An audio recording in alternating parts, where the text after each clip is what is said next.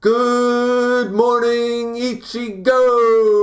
I mean YouTube. What's up, ladies and gentlemen? This is Griever, your host as always, bringing you a nice early morning, if you can no doubt tell from my just out of bed look that I'm going with here.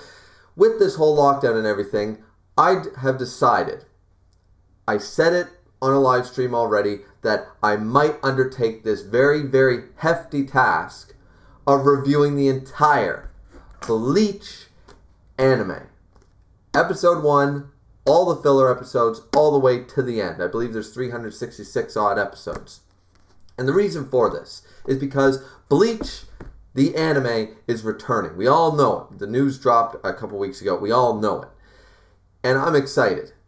I'm thrilled. Bleach is one of my favorite mangas and animes of all time.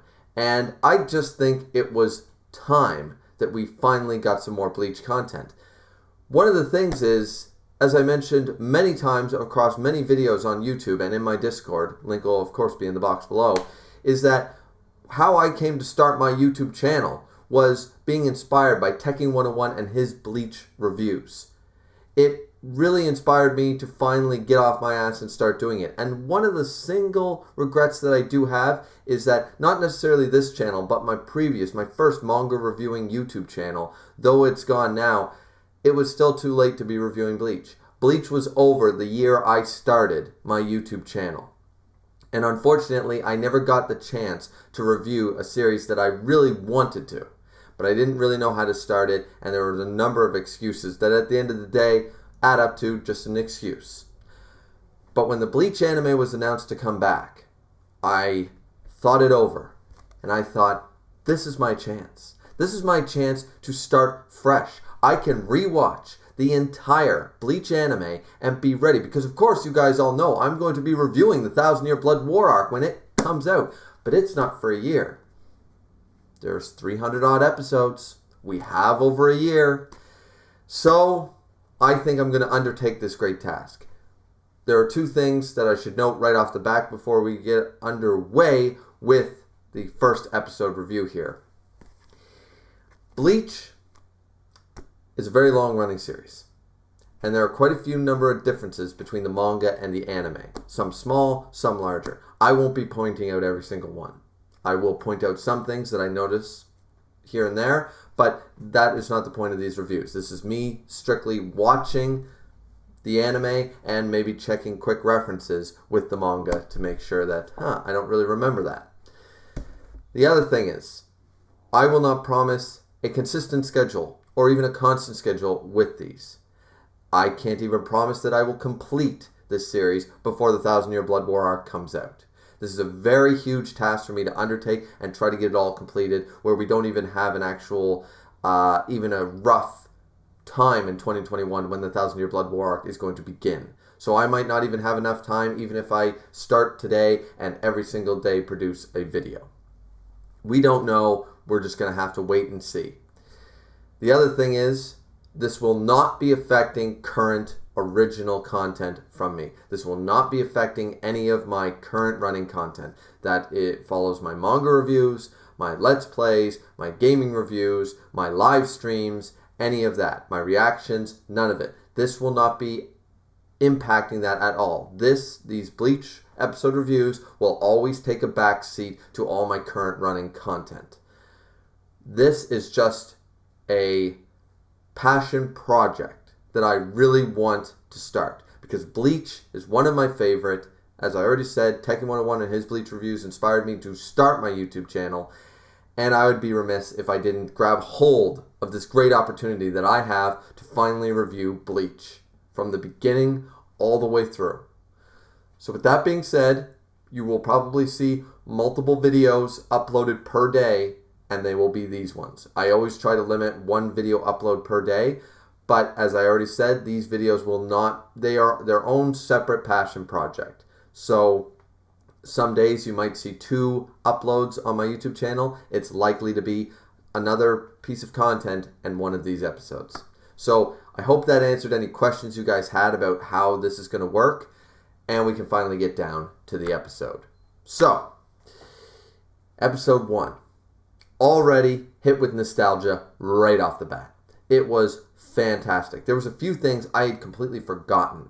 Like, we all love the Bleach soundtrack, for example, right? Of course we do. We all love the Bleach soundtrack. It's one of the best soundtracks. The themes, the musical score, everything. And Ichigo's theme of number 1. Utilized multiple times between different renditions, the instrumental version, the vocal version, the full version, the final Getsuga version. There's a lot of them. But the original number 1, his first theme, I was completely blown back that I had forgotten that it was introduced in the very first episode. Against Fishbone D, I believe, is the name of the hollow he faces in the first episode. And it's not stated in this episode.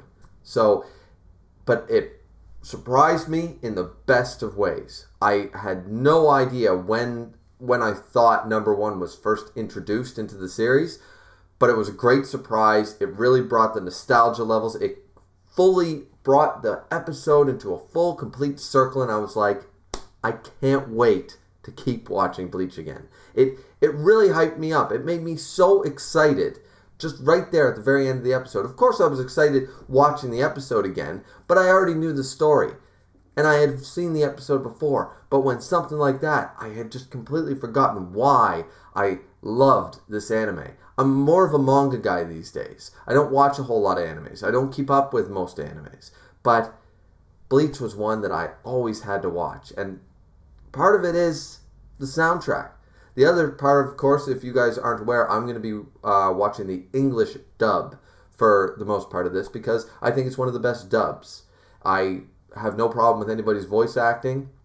I think it's all fantastic. And Johnny Young Bosch playing Ichigo, do I really need to say more? It's absolutely fantastic. He brings that character to life for me, and he puts him in that extra tier of why I love Ichigo.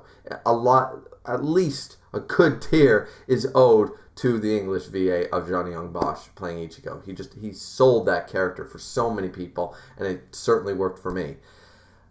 There is a lot you can unpack in this first episode, but one of the things I want to talk about, there's a couple. A big switch from the manga is the switching of Karin and Yuzu's positions in this episode.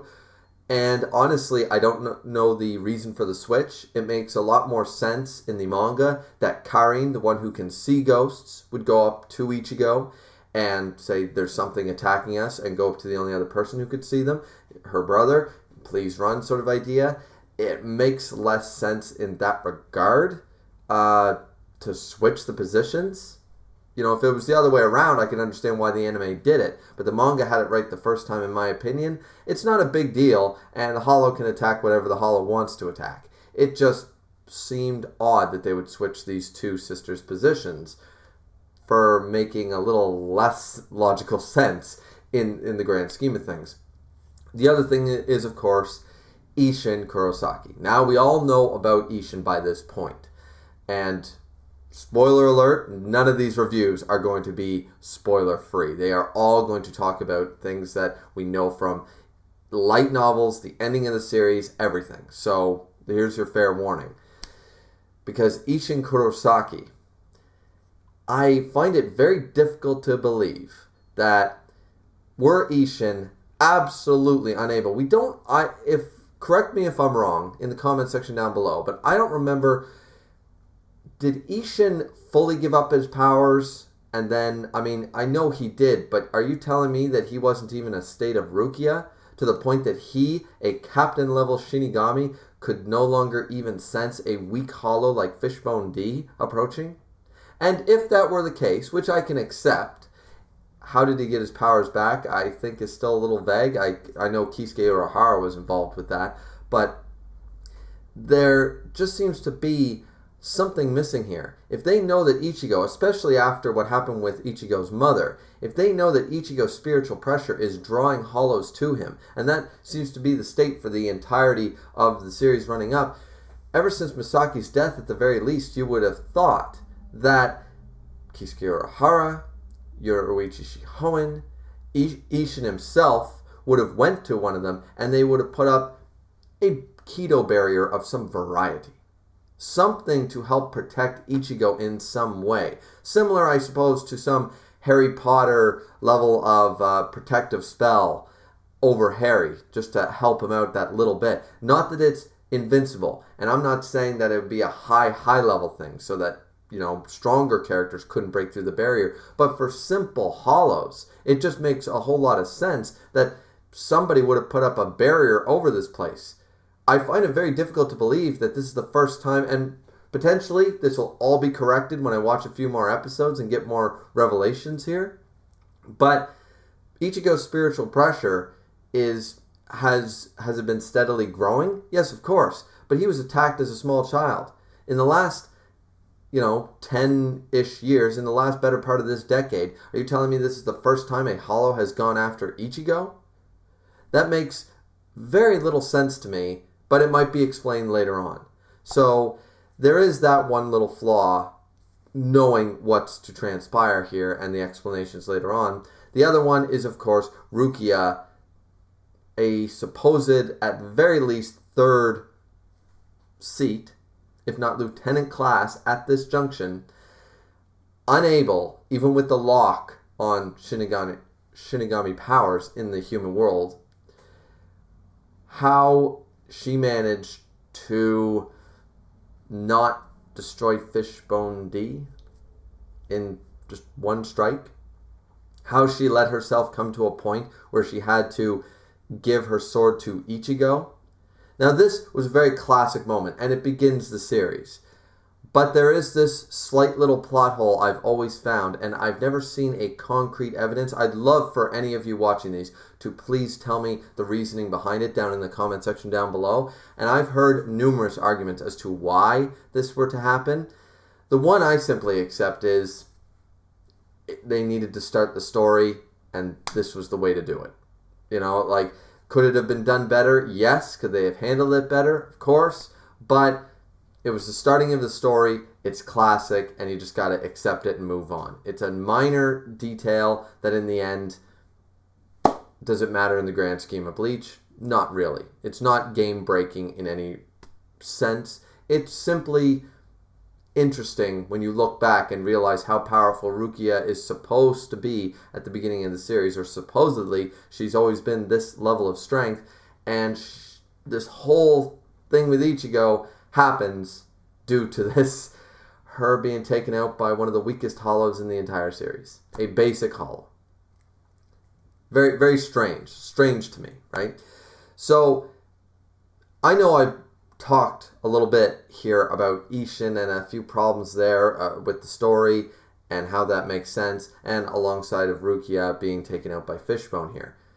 But once again, these are very minor nitpicks, and I'm just trying to bring a new perspective now that I have read and watched the entire series, and now I can look back on it and think, if I remember correctly, and once again, I'm not doing any Wikipedia research, I'm not typing in my questions to Google, I'm not even reading that far ahead or watching ahead to see if these questions are answered. They're just things that, from my knowledge, from reading Bleach a few times and watching the anime, of course, a couple times, just using my own memory and going back and going, this might be explained later, but right now this doesn't make a whole lot of sense, knowing what's going to transpire. So, what do you guys think of that?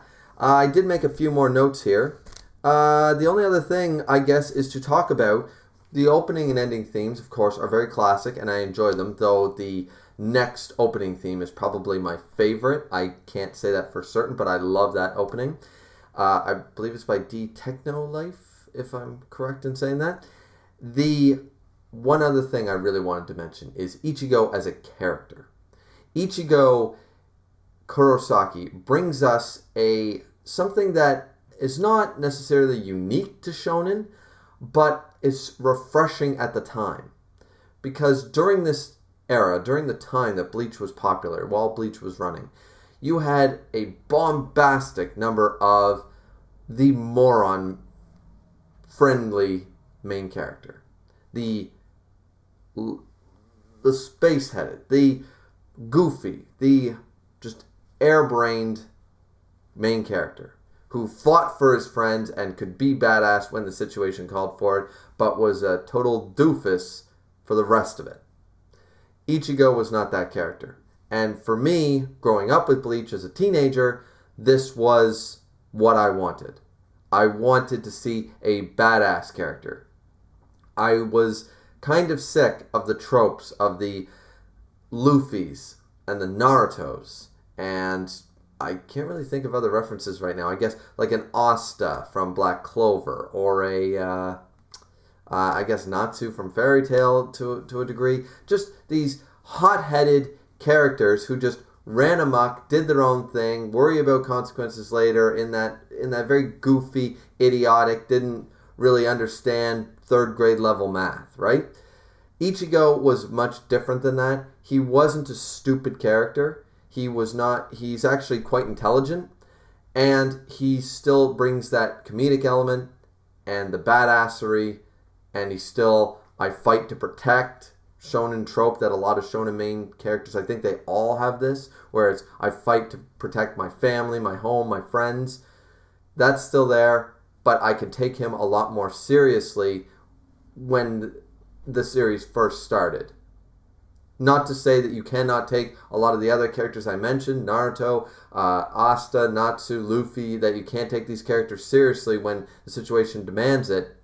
It's just, it was refreshing to not see that constant, the main character's a dork, right off the bat sort of idea. So that's, I guess, all I really have to say about this first episode. It's going to be probably one of the longest reviews for a while, because of course the intro, and I just wanted to get out my feelings towards the intro to the series, Ichigo as a character, and why I don't think I did a very good job of explaining it, but Ichigo to me just felt way more unique at a time when you had a lot of the same or very similar main characters running in shonen. So this is the first review. I hope it wasn't too haphazard. Like, comment, subscribe. I'm going to start watching episode 2, because if I'm going to get these out, I'm going to have to watch and record 4 or 5 in a whole space while I have the time, just so I can keep ahead of this schedule that I have burdened myself with. So I hope you guys enjoyed. I hope you're excited for me to be reviewing this entirety of this great series known as Bleach. Thanks guys so much for watching. See you back here for episode 2.